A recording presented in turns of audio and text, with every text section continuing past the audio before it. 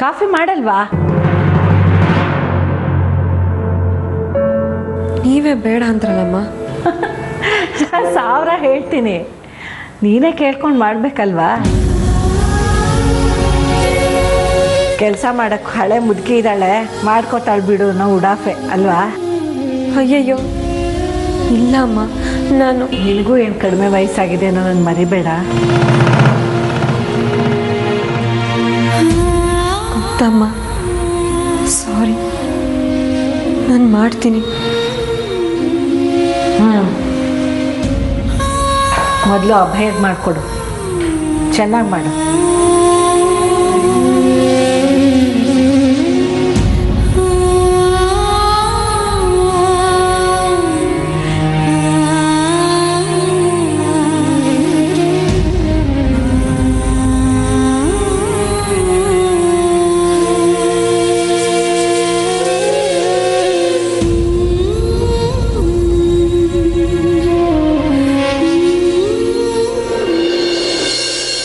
ಅಭಯ್ ಎದ್ದೇಳೋ.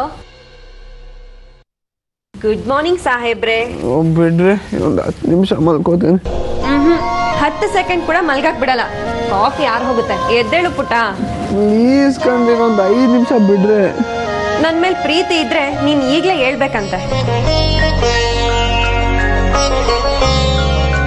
ಮೇಲೆ ಪ್ರೀತಿ ಇದ್ದಕ್ಕೆ ಬರೀ ಎದ್ದೇಳೋದಲ್ಲ, ನೀವು ಪರ್ಮನೆಂಟಾಗಿ ಮಲ್ಕೊ ಅಂದ್ರು ಮಲ್ಕೊಂಡ್ಬಿಡ್ತೀನಿ.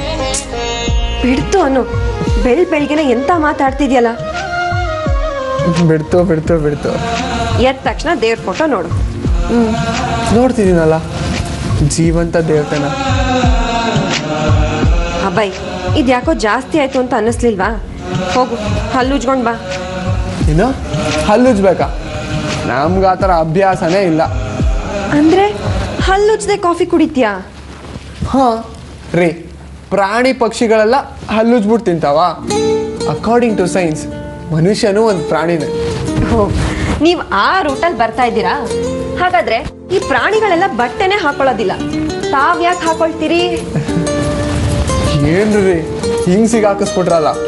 ಟೀಚರಪ್ಪ ನಾವು. ಹೋಗು ಹಲ್ಲುಜ್ಕೊಂಡ್ ಬಾ. ಪ್ಲೀಸ್ ರೀ, ಇದೊಂದು ವಿಷಯದಲ್ಲಿ ನನ್ನನ್ನು ಬಿಟ್ಬಿಡಿ. ನಾನಂತೂ ಹಲ್ಲುಜ್ದೇನೆ ಕಾಫಿ ಕುಡಿಯೋದು. No chance. ಕಾಫಿ ಕುಡಿಯೋದಲ್ಲ, 1 ಗ್ಲಾಸ್ ನೀರು ಕೂಡ ಕೊಡಲ್ಲ ನಾನು ನೀನ್ ಹಲ್ಲುಜ್ದೆ. ಶಿಸ್ತು ಅಂದ್ಮೇಲೆ ಶಿಸ್ತು ನೀನ್ ಪಾಲಿಸ್ಲೇಬೇಕು. ಪ್ಲೀಸ್ ಕಣ್ರೆ. ರೀ ರೀ ರೀ ಶಾಲಿನಿ, ಇದೆಂತ ಅನ್ಯಾಯ. ಅಪ್ಪ ತಂದೆ ನೀನಾದ್ರೂ ಹೇಳೋ. ಗಂಡಂಗೆ 1 ಕಪ್ ಕಾಫಿನೂ ಕೊಡದೆ ಕಿತ್ಕೊಂಡು ಹೋಗ್ತಿದಾರಲ್ಲ. ಗಂಡನ ಸೇವೆ ಮಾಡೋದು ಅಂದ್ರೆ ಇದೇನಾ? ಕೇಳೋ ಸ್ವಾಮಿ.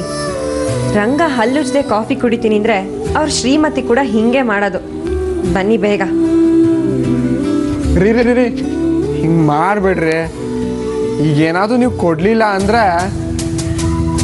ಅಂದರೆ ಎಲ್ರಿಗೂ ಕೇಳೋ ಹಾಗೆ ಜೋರಾಗಿ ಐ ಲವ್ ಯು ಅಂತ ಕಿರ್ಸ್ಬಿಡ್ತೀನಿ.